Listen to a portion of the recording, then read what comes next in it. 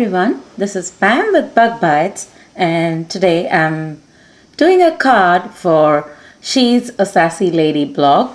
My card for today is from the new cartridge Cindy Lou. So I'll just go to image. Anytime you have something on the mat, you just have to press on the image.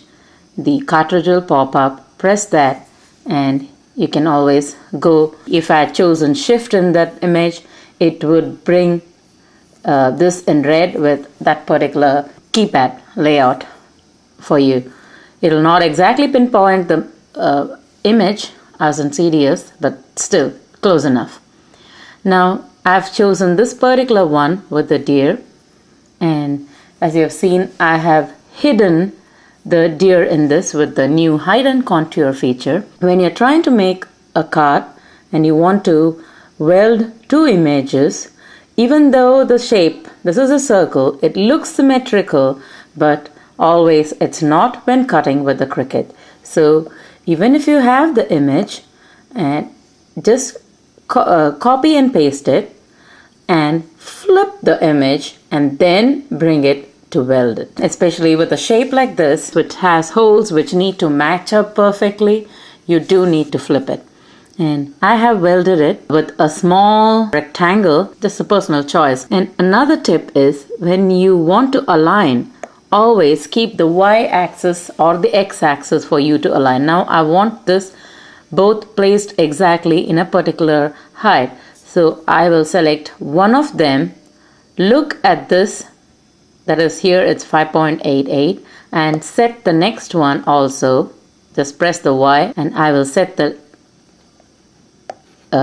digits exactly to that height, so then I'll know it's perfectly aligned. Now if I group and check, so now you see that how this lower line is aligned perfectly. Both of them, it's going in a straight line without breaking. So that's how I know it's aligned. Now let me show my file quickly. The first is the image. I'll zoom here. I've grouped and welded it. Now if you see that, I'll press preview. You'll see there's a small rectangle there to have the card. You don't need to. You can actually just use the arrow keys to nudge it if you want and weld.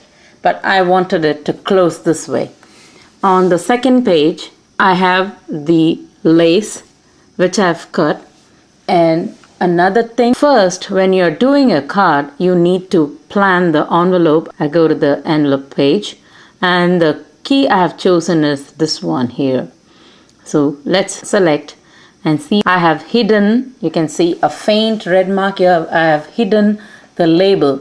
Not only that, I have cut off this shape here. Why did I do that?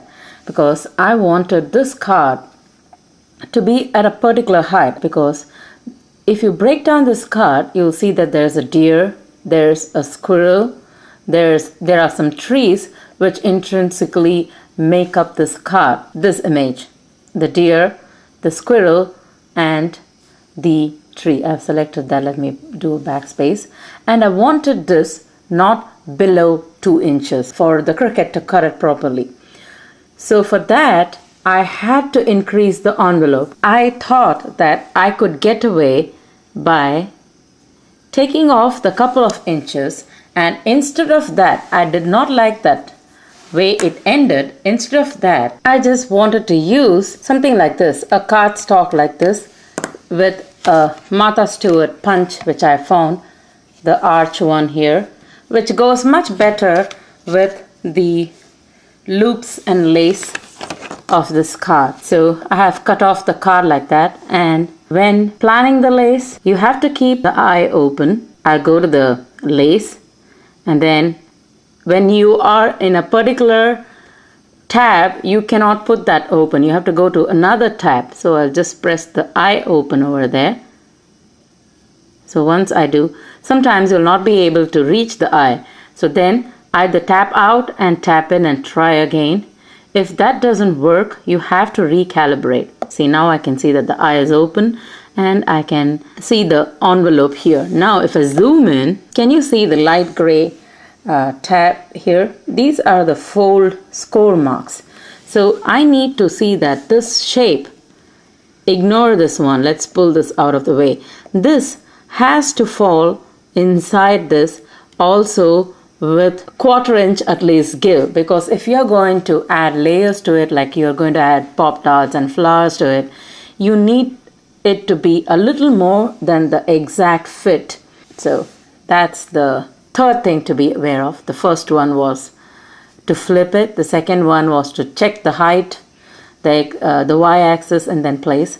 The third one is this. And the fourth one, again, is this frame. I want a word, say thanks or something. So let us see where the word is. Yeah, there is a thanks. So I'll choose that. And this also needs to be, in most cases, at least an inch taller. You can just zoom and check, and you can approximately guess whether this will cut fine. Look how thin it is.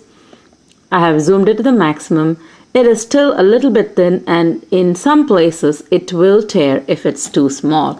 So this also has to fit inside the card, and the only way I could get it big enough and to fit was, I just thought I'll make it a little big, rotate it, say 45, and place it somewhere like this on the frame, and group both and check if they will fit. So I'll just move that.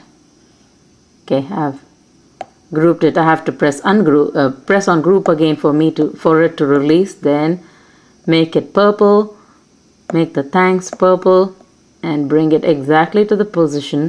Tap out, then tap in, everything will, so that everything can move, and see, it fits inside the card. And you'll also ask why I did not weld directly this lace instead of hiding the contour, why I have not placed this lace directly in the front, because this at the back will show through. The thanks will show through, so I do not want that. What I've done basically by hiding and contour is blacking out. Just got the frills outside, but the inside blocked out. It will be solid shape. So then I have a layer front, and here is the deer. It just has the front legs and not the back legs, because that should be in shadow.